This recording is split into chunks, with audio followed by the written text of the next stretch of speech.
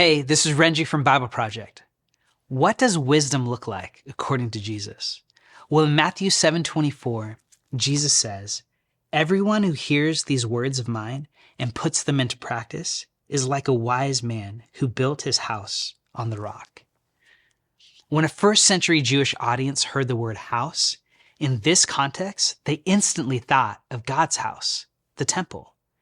When Jesus uses the word rock, they heard the idea of mountain, of God's mountain.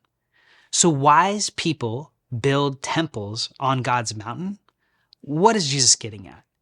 In the Hebrew Bible, temple and mountain always evokes the space where God and people meet together, where God's love, wisdom, and presence could be found.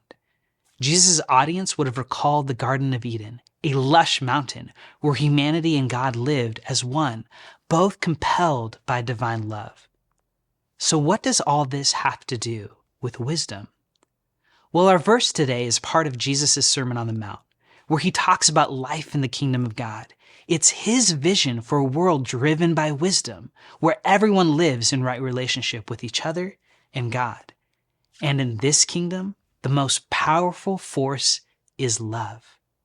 So when Jesus teaches people to build their house on the rock, what he is saying is that when you choose love, you are also choosing to re-enter that divine human temple mountain space with God. And when you choose love, you are partnering with God to create that space where God's presence can be found right where you're at. That will always be the wise move. Simply put, Jesus' wisdom is love. So let's trust in Jesus' way and choose love. For when we do, we become the wise people who build our house on the rock and make Jesus' loving presence real to everyone we meet.